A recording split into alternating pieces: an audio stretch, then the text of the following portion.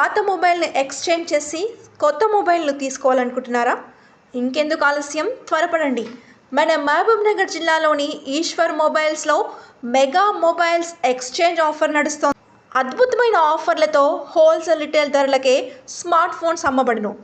ఇక 0% interest down పేమెంట్తో Bajaj finance రే, HDB financial service, TVS credit, Samsung finance ద్వారా ఫోన్స్కు ఈఎంఐ సౌకర్యం కల్పించబడును. సిబిల్ స్కోర్ లేకపోయినా, పాన్ కార్డ్ సౌకర్యం లేకపోయినా మొబైల్ ఫైనాన్స్ ఇప్పించబడును. ఇంకెందుకు, త్వరపడండి. మా చిరునామా Eshwar mobiles, near Ashok talkies, Raichur road. మీరు సంప్రదించవలసిన మా ఫోన్ నెంబర్స్ 9848448983, 9177023806. వెంటనే ఈశ్వర్ మొబైల్స్లో సరికొత్త మొబైల్ని కొనుగోలు చేయండి. ఈరోజు ప్రధానంగా ఈ ప్రెస్ మీట్ యొక్క ముఖ్య ఉద్దేశం, మీకందరికీ కూడా తెలుసు, మన పాలమూరు ముద్దుబిడ్డ గౌరవ ముఖ్యమంత్రి పాలమూరుపై ఉన్న ప్రేమతో, పాలమూరు మీద ఉన్న అభిమానంతో పాలమూరును పెద్ద ఎత్తున అభివృద్ధి చేయాలనే ఆలోచనతో పాలమూరుకు సంబంధించిన ఎమ్మెల్యేలము, అదేవిధంగా మంత్రి ఎవరైనా సరే అడిగిందే తడుగా మా నియోజకవర్గంలో ఈ అభివృద్ధి అవసరం ఉంది, మా పాలమూరు జిల్లాకి ఇది కావాలి అని చెప్పి అడిగిన వెంబడే ఒక్క మాట కూడా ఆలోచించకుండా, ఒక నిమిషం కూడా టైం తీసుకోకుండా అడిగిందే తడుగా అభివృద్ధి గురించి ఆలోచన చేసి పాలమూరుని ఏ విధంగా అభివృద్ధి చేయాలన్న లక్ష్యంతోన ఈరోజు మేము అడిగిందే తడుగా శాంక్షన్స్ ఇస్తున్న మన గౌరవ ముఖ్యమంత్రి గారి గురించి మీకు అందరికీ కూడా తెలుసు. మన పాలమూరుకు సంబంధించి, ముఖ్యంగా నా దేవరకద్ర నియోజకవర్గానికి సంబంధించి నేను అడిగిందే తడుగా 170 కోట్లతో బడ్జెట్తో కూడిన యంగ్ ఇండియా ఇంటిగ్రేటెడ్ రెసిడెన్షియల్ స్కూల్ను శాంక్షన్ చేయడం జరిగింది ఒక నెల రోజుల క్రితం. అదేవిధంగా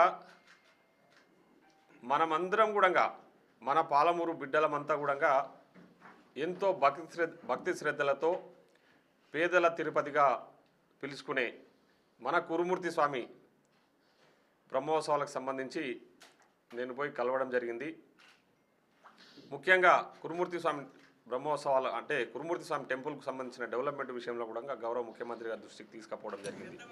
కురుమూర్తి స్వామి దగ్గర భక్తులు ఇబ్బందులు పడుతూ ఉన్నారు, ఆ రోడ్డు మార్గం లేదు, మెట్లగుండగా భక్తులందరూ కూడా పైకి వెళ్ళి దర్శనం చేసుకునే పరిస్థితులు ఉన్నాయి.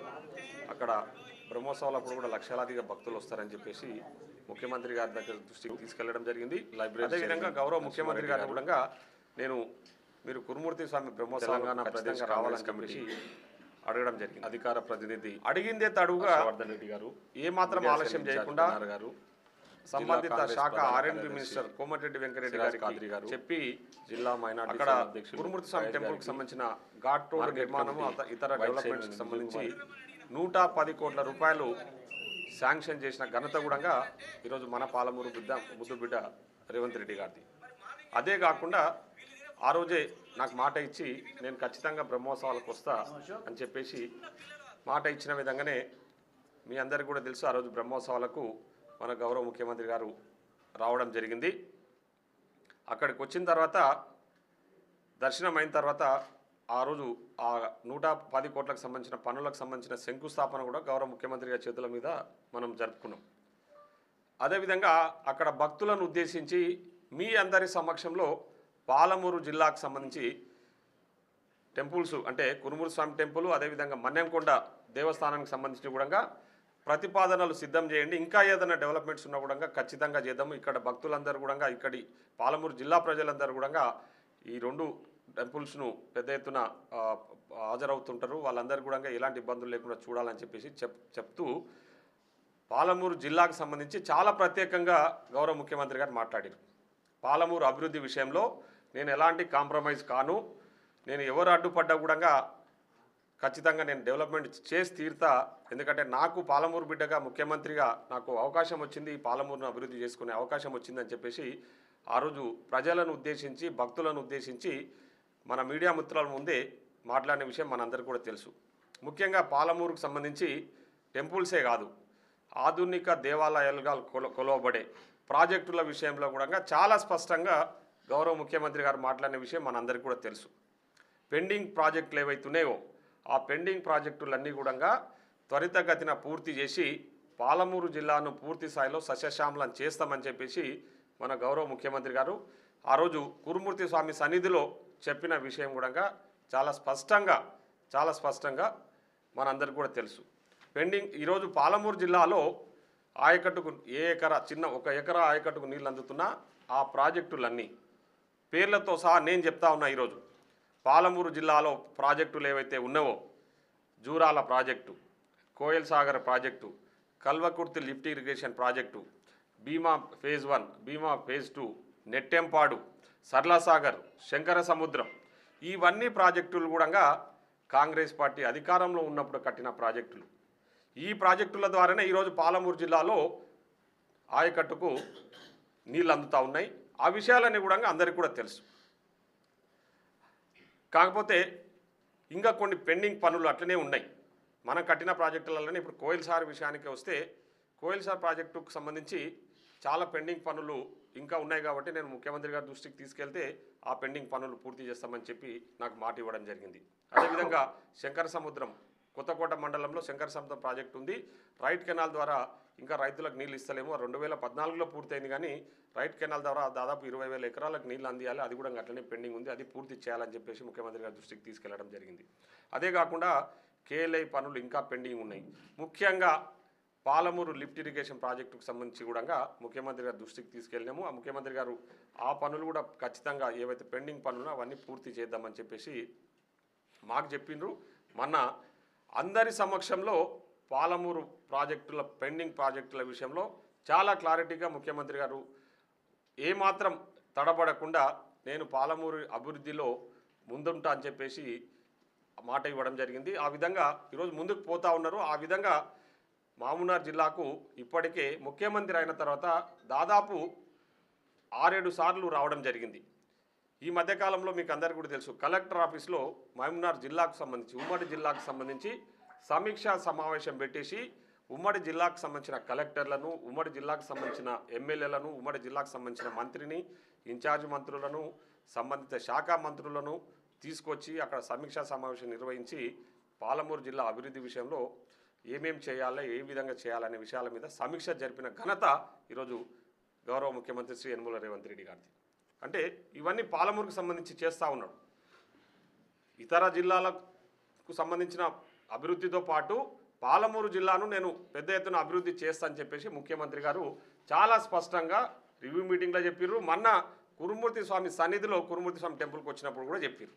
ఆ విషయాలన్నీ మనం చూసినాము, మీరున్నారు సాక్షులు.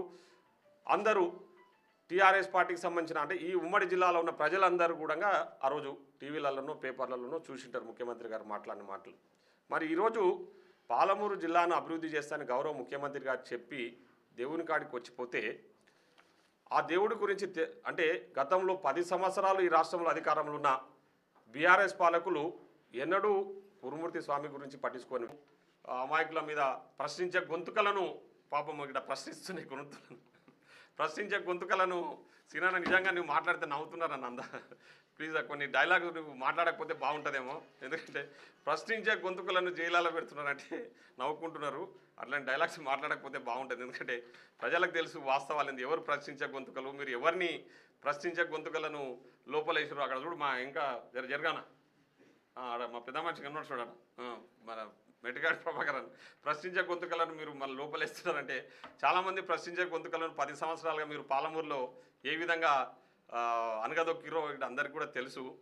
సో ఈరోజు పాలమూరు విషయానికి వస్తే ఎడ్యుకేషన్ విషయంలో లా కాలేజు, డిగ్రీ, ఇంజనీరింగ్ కాలేజ్ ఈరోజు గౌరవ ముఖ్యమంత్రి గారు మన పాలమూరు బిడ్డగా నేను గర్వపడతా ఉన్నా. నేను మా ముఖ్యమంత్రి గారి నాయకత్వంలో పనిచేస్తున్నందుకు ఈరోజు. ఎందుకంటే ఈరోజు పాలమూరుకు మేము వచ్చిన 10 నెలల కాలమైంది, ఇంకా చాలా ఉంది ముందు. ఈ 10 నెలల కాలంలో ఇన్ని అభివృద్ధి కార్యక్రమాలు డిగ్రీ కాలేజ్ ఇది సారీ నా నియోజకవర్గంలో డిగ్రీ కాలేజ్ ఇచ్చిండు, ఇంటర్మీడియట్ కాలేజ్ ఇచ్చారు ఈ 10 నెలల కాలంలో. ఇంకా చాలా ముందు ఇంకా రాబోతూ ఉన్నాయి. ఇక్కడ మన దగ్గర యూనివర్సిటీలో పాలమూరు యూనివర్సిటీకి లా కాలేజ్, ఇంజనీరింగ్ కాలేజ్ మన పిల్లలు గవర్నమెంట్ చదువుకునే విధంగా ఇవన్నీ ఉన్నాయి. కాబట్టి ఇప్పుడు హాస్టల్స్ విషయంలో మీరు ఏదో ప్రెస్ మీట్ పెట్టి మీరు మాట్లాడిన ఏదైతుందో మేము పనిచేయడానికి ఉన్నాం. మీరు అందరు కూడా తెలుసు, మీకు కూడా వాస్తవాలు తెలుసు. కానీ ఏం చేస్తారంటే పైన కొన్ని ఒత్తిళ్ల వల్ల మీరు ఏదో ప్రచారాలు చేసుకుంటున్నారు, శ్రీనివాస్ గౌడ్ లాంటి వాళ్ళ వ్యక్తులు. కానీ అది ఎందుకంటే ఈరోజు మేము ఎక్కడ కూడా మీలాగా తిని ఇంట్లో కూర్చుంటలేమన్నా. మీ ముఖ్యమంత్రి గారిలాగా, మీ మాజీ ముఖ్యమంత్రి గారిలాగా.